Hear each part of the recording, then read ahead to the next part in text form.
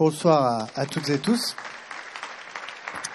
Je salue Monsieur le député cher Paul, le président du mouvement Impact France, cher Jean, les participants qui vont me succéder sur l'estrade, si je puis dire. Très heureux d'être avec vous, effectivement, au lendemain d'un moment important pour l'écosystème, puisque c'était le jour de l'annonce des lauréats des programmes créés il y a 4 ans, du French Tech 120 et du Next 40.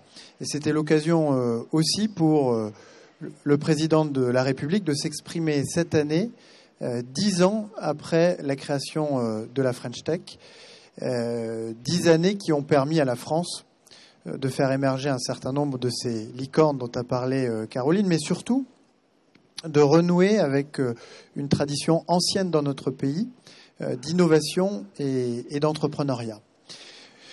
Cette année, quand on préparait cette journée d'annonce du French Tech 120 et du Next 40, on s'est justement intéressé, peut-être un peu plus que lors des précédentes éditions, à l'impact très concret de ces entreprises, des entreprises lauréates, sur l'économie et sur la société française.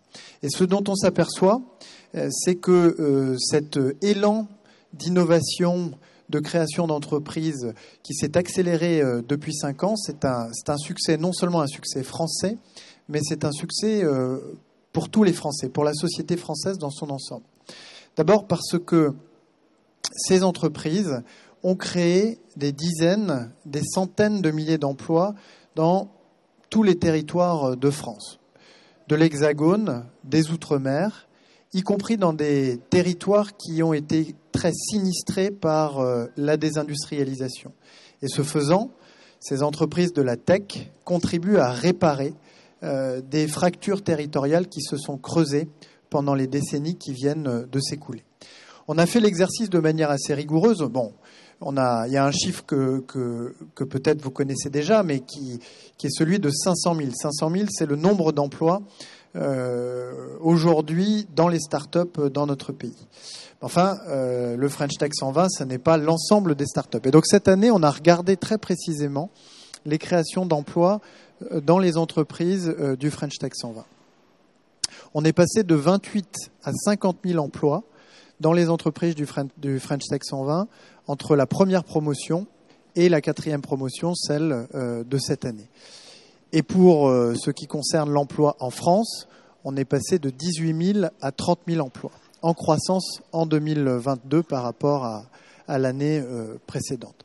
C'est très significatif et c'est très important, et je le redis, je l'ai vu moi-même lorsque, il y a quelques années, j'étais en mission pour le gouvernement sur le rebond économique territorial.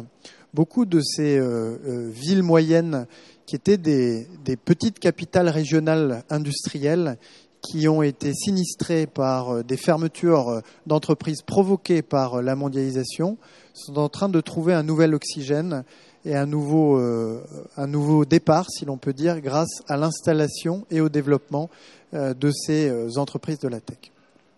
Et puis par ailleurs, ces entreprises du French Tech 120, elles développent des produits, des services qui sont désormais utilisés très largement par nos concitoyens. On estime que 3 Français sur 5 utilisent des solutions développées par la French Tech. Mais des solutions aussi pour relever les grands défis qui sont devant nous. On n'aurait pas pu relever le défi de la vaccination sans l'apport décisif de Doctolib, par exemple. Et on ne pourra pas relever le défi climatique sans les solutions qui sont aujourd'hui développées par ces entreprises. Je pense à la mobilité décarbonée, par exemple. Blablacar est une licorne qui est désormais une licorne ancienne. Mais cette année, dans le classement, on a vu arriver des entreprises comme Electra, Zipplug, qui font des bornes de recharge électrique. Et on a vu arriver dans le classement Verkor. Verkor qui industrialise la conception, la fabrication de batteries électriques, qui va d'ailleurs aller installer cette année une très grande usine à Dunkerque, là aussi dans un territoire qui est pas franchement en très très grande forme. Et ce sont ces solutions dont nous avons besoin pour la mobilité décarbonée. Hier à l'Élysée, je citais également l'agriculture bas carbone, l'agritech en bon français, avec Innovafeed, avec Insect, avec d'autres encore, qui sont en train de révolutionner la manière dont s'organise cette chaîne de valeur-là pour en réduire considérablement l'impact sur nos émissions carbone. On pourrait parler aussi de la transition écologique de toutes les entreprises, quel que soit leur secteur, quel que soit leur âge. Et là, c'est EcoVadis qui a atteint le statut de licorne l'année dernière, qui est un acteur très important, actif désormais dans 170 pays au travers du monde, et qui accompagne une centaine de milliers d'entreprises dans cette transition écologique, mais plus généralement dans leur politique RSE. Donc, la première des réponses à ces critiques que semblait évoquer Caroline, c'est tout simplement de dire qu'on voit émerger et apparaître de plus en plus d'entreprises dans le French Tech 120 qui apportent des solutions très concrètes aux grands défis, en particulier aux défis climatiques. Ensuite, et le président de la République l'a dit, ce que nous voulons, c'est que ces entreprises s'engagent. Nous les accompagnons, nous sommes fiers d'elles. La mission French Tech, qui, comme vous le savez, est une exception française qui est logée ici à Station F, les accompagne avec un programme sur mesure qui dure 1 an, et un peu plus pour celles qui y restent, et qui leur permet de surmonter un certain nombre de difficultés, notamment de difficultés administratives. Au passage, la mission French Tech a lancé des nouveaux programmes l'année dernière qui visent plus spécifiquement les défis que j'évoquais, avec le Green 20 qui accompagne 21 entreprises de la Green Tech, avec l'Agri 20 qui accompagne 21 entreprises de l'Agritech, avec le Deep Num 20 qui accompagne 21 entreprises des infrastructures numériques, et puis avec bientôt le Health 20 qui sera annoncé, ou dont les lauréats seront annoncés dans quelques semaines, qui accompagne les entreprises de la santé. Nous les accompagnons, nous leur donnons des moyens, mais en contrepartie, nous attendons d'elles qu'elles se montrent exemplaires. Et c'est la raison pour laquelle cette année, si nous n'avons pas modifié les critères, et j'évoquerai les critères dans un instant, nous avons exigé que les entreprises lauréates s'engagent, et en particulier qu'elles présentent un bilan carbone sur les 3 scopes cette année, le scope 1, le scope 2 et le scope 3, qu'elles publient leur indice ou leur index pour l'égalité professionnelle. Certaines d'entre elles y sont assujetties, d'autres ne le sont pas encore. Elles le publieront malgré tout cette année, puisque c'est un engagement que nous leur avons demandé de prendre. Et troisièmement, nous leur avons demandé de remplir un certain nombre de formulaires et de questionnaires sur leurs pratiques en matière de diversité dans leur entreprise. Ces données, nous allons pouvoir les utiliser pour faire un diagnostic de la diversité dans les entreprises et la prise en compte de la diversité dans les entreprises du French Tech 120. Et puis par ailleurs, la mission French Tech, mais elle n'est pas la seule, puisque un certain nombre d'associations qui animent aussi ce secteur au quotidien le font également. La mission French Tech a établi un certain nombre d'objectifs, et l'année dernière a encouragé très vivement, sans les y contraindre, mais en les incitant très activement, les entreprises de la French Tech, accompagnées par la French Tech, à signer un pacte parité dans lequel elles s'engagent à faire croître la proportion de femmes dans leurs instances dirigeantes notamment, mais pas seulement. Des entreprises qui ont un impact sur l'économie et la société française, des engagements que nous leur demandons de prendre, et puis ensuite il y a effectivement cette question des critères d'entrée dans les programmes, de ce qui fait la valeur des licornes. Alors, de ce point de vue-là, ce que je crois qu'il faut que nous ayons à l'esprit, c'est que l'Europe est en marche, puisque nous avons pris au niveau européen une directive qui s'appelle la directive CSRD, et qui va progressivement faire rentrer dans nos habitudes et dans notre comptabilité les critères RSE. Tout cela se fait dans l'indifférence générale, parce que dès qu'on parle de comptabilité, et c'est un ancien professeur en école de commerce, en tout cas qui a passé par les écoles de commerce qui le dit, dès qu'on parle de comptabilité, tout le monde s'endort. Mais en réalité, la comptabilité, c'est absolument clé, puisque c'est sur le fondement des grilles d'analyse comptable que se prennent les décisions d'entreprise.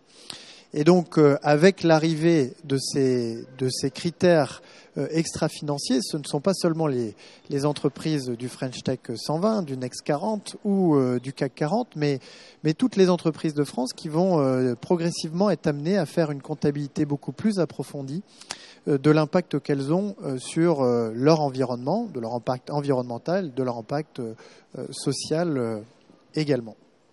Cette directive, nous sommes en train de la transposer et de faire en sorte que certaines obligations que nous avons déjà imposées aux entreprises au niveau français puissent s'articuler correctement avec les nouvelles obligations qui émanent de cette directive européenne.